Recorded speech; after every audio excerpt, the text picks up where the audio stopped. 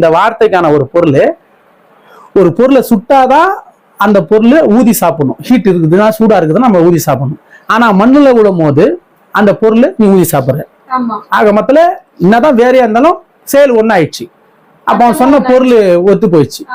இதே மாதிரிதான் இப்ப ரீசன்ல பாத்தீங்கன்னா ஒரு இடத்துல இது என்ன, எனக்கு ஒரு அந்தரோட நான் வடலூர் போயிட்டு இருக்கேன். போகும்போது செருப்பு ரொம்ப கீஞ்ச மாதிரி இருந்துச்சு. நான் அவர்கிட்ட கேட்டேன், எனக்கு செருப்பு ரொம்ப கீஞ்சி இதான் மாத்திடலாம் இல்லையா அப்படின்னு. அவர் சொல்லும் போது என்ன சொன்னார், அவரே சொன்னேன், ஐயா இல்லையா இன்னும் கொஞ்ச நாள் ஓட்டிடலான்னு பாக்குறேன் அப்படின்னாரு. அவர் சொன்ன உடனே எனக்கு இந்த ஞாபகம் வந்தது நம்மளுக்கு. ஆமா, இவங்க சொன்ன உடனே அந்த சுட்டப்போ ஞாபகம் வந்துச்சு எனக்கு. ஏன்னா இவர் சொல்றதுன்னா நான் இன்னும் கொஞ்சம் ஓட்டலான்னு பாக்குறேன் அப்படின்னாரு. நீ ஓட்டலாம்னா வண்டியை தான் ஓட்டணும்.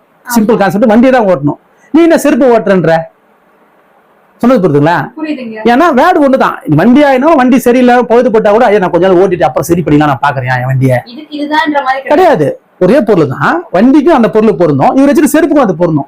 இவர் அந்த செருப்பு ஓட்டுறாருன்னா ஓட்டுறாரு, ஏன்னா இவர் அதை போட்டு நடக்கிறாரு, இதை யூஸ் பண்றாரு, இதை பயன்படுத்துறாரு. அது ஒரு பயனுள்ளதா இருக்குது. அப்ப அது பயணத்துல இருக்குது, பயணத்துல தான் ஓடுதுன்னு அர்த்தம்.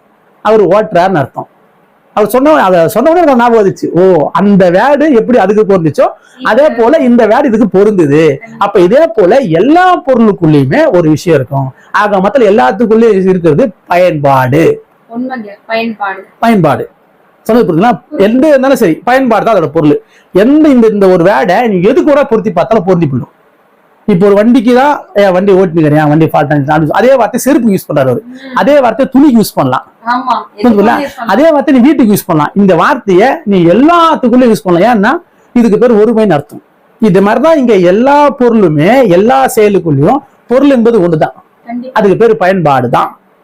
இப்ப அந்த பயன்பாடுன்றத நீங்க கெட்டியமா புடிச்சிட்டேன்னா எல்லா பொருளுக்கான ஒரு சொல்லுக்கான வார்த்தை ஒரே சொல்லி எல்லாத்துக்குமே பொருந்தி போகுதுப்பா இங்க அப்படின்னு நீ புரிஞ்சுக்க முடியாது. புரிஞ்சுக்கும் போது ஒருமை குணம் இருக்குதுன்றது என்னால உணர முடியும்.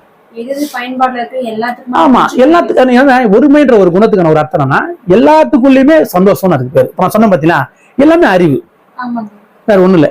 இப்ப அதனாச்சு ஒருமையில வந்துச்சு, எல்லாமே அறிவு. இப்போ ஒரு பொருள் யூஸ் ஆகல, அந்த பொருள் நான் மாத்திக்க போறேன் பண்ணா இந்த ஒரு வேர்டு மட்டும் வந்துடும் எல்லாத்துக்கும். இல்ல இன்னும் கொஞ்ச நாள் ஓட்டிட்டு அதுக்கப்புறம் யூஸ் பண்ணலான்னு பாருங்க. கொஞ்ச நாள் நான் பயன்படுத்திட்டு அதை நான் சரி பண்ணிக்கலான்னு பாக்குறேன். அதை நீ ஓட்டுறன்னு சொன்னாலும் தான், நீ அதை பயன்படுத்திட்டு நான் பண்ணிக்கிறேன்னு சொன்னாலும் அந்த ஒரு வேர்டு தான்.